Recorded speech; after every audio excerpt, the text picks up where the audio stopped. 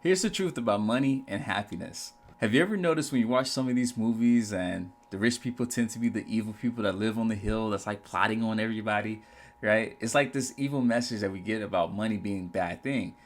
And even within spirituality and religion, a lot of people are taught that if you have a lot of worldly possessions like a big house, nice car, or fancy things, that you don't have a sense of spirituality or you're not holy or whatever the case it may be, whatever it is that you practice, it's almost like it's frowned upon. And because of these reasons, we tend to have a bad notion about what money is and what it can do for us. Because here's the thing, if there was a hurricane or earthquake or something like that in another country or even here in America, it would be great to send your prayers and blessings and all those things, right? But it'd also be great to send a check to help those people out. That's what a lot of people are asking for, like the Red Cross and all these other organizations, if you will. Yes, they're notifying you, they're letting you know that there's this terrible thing that happened, but also they're asking you for your donations. And if you're not in a financial place to donate to these causes, guess what? Things don't get solved, things don't change. And that's what we need to focus on, right? Money is not this bad and evil thing that people should avoid. It actually brings you a lot of happiness. But here's the thing, and this is the truth about money and happiness. Money can only bring you happiness if you have all the other boxes checked. I'll give you an example. Imagine if you're having a wedding and you're getting married and a year into the marriage, things are going good, and then one day you find out that things weren't so good and you realize that your partner's cheating or they don't love you anymore or whatever the case it may be, but yet you have these millions and millions of dollars, right? Now, here's the thing. Could that money help solve that marriage? Well, if you're willing to pay for therapy, family therapy specifically, and things like that, it could. But money's not going to magically make someone fall back in love with you. It's going to be the actions that the other person take, but also the actions that you take as well. That's going to help mend that relationship together. Because you can have the big house, you can have the nice cars, you can have all those things, but if the love isn't there in the household, the money is not going to magically make everything come back together or be what it was day one of you guys' marriage, if you will. Now, here's the thing. If everything is checked off, right? Imagine if you do have an amazing marriage, amazing wedding, right? Family's doing great, everybody's healthy, and you have $1 million or millions of dollars. Man, you guys can go on these, amazing trips. You guys can buy the biggest houses here in Florida or wherever you're from. You guys can have experiences that no one else could dream of having. But that can only happen is if the family is intact, if the marriage is intact, or as I mentioned, all the other check boxes. Now, here's the thing too. It's not just with family, but even let's look within yourself. Let's say you're trying to force your way into success because you're trying to get rid of some type of trauma that you've experienced in your past. This could be sexual abuse. It could be a divorce, right? More so meaning like your parents getting divorced, a near-death experience, a drug addiction, whatever it is, any addiction. Trust me when I say the success that you have, it will give you a temporary distraction from all these things that you're running from. But at late at night, when all the doors are closed, all the lights are off, those thoughts are going to come back in. And if you don't know how to handle them, they have the ability to take over.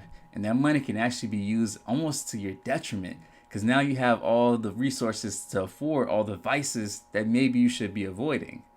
Now, let's keep going with this idea, right? Because here's the thing. I used to think that money was a bad thing, or I shouldn't even say a bad thing, but I used to truly think that money could not buy you happiness.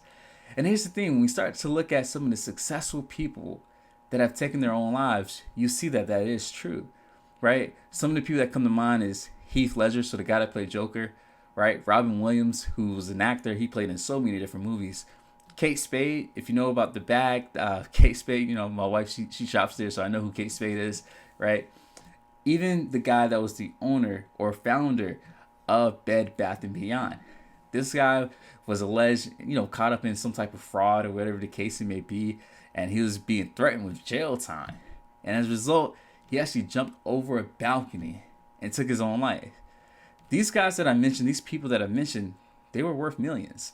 And we all know of stories like this, right? Now, I would be doing a disservice if I did not mention all the other people that are wealthy, but also are having an amazing life, that are happy, right? So it does exist. But again, all the other check boxes have to be checked.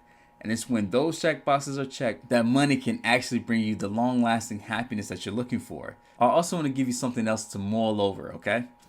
money also should not be the only lens that you use to make your decisions from. Okay, think about what I'm saying here. Money should not be the only lens that you use to make money from. And I'll give you another example. If someone were to ask you, or let's just say me, right? You guys should know who I am by the time you're listening to my podcast.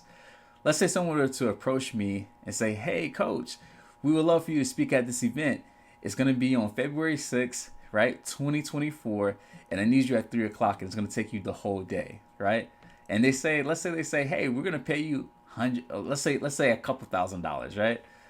Now, this sounds great if I'm looking at it from the money lens, but if I'm looking at this from the lens of being a parent or being a husband, that answer would definitely be a definitive no. And the reason why is because February 6th is my son's birthday, and more specifically, 2024 is going to be his first birthday.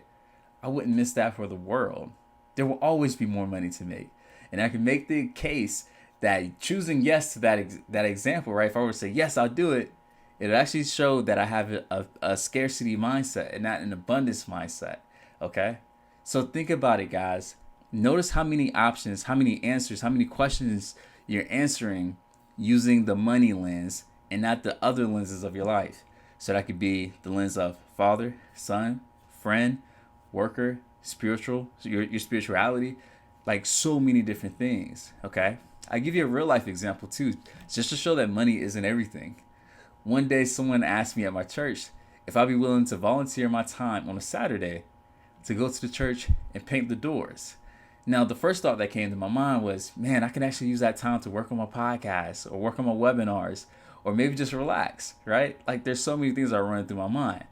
Now, when I looked at that question from the lens of my spirituality, the lens of my religion, it was easy for me to say yes because it was me giving my time to something that was bigger than me, something that was more important than me, okay?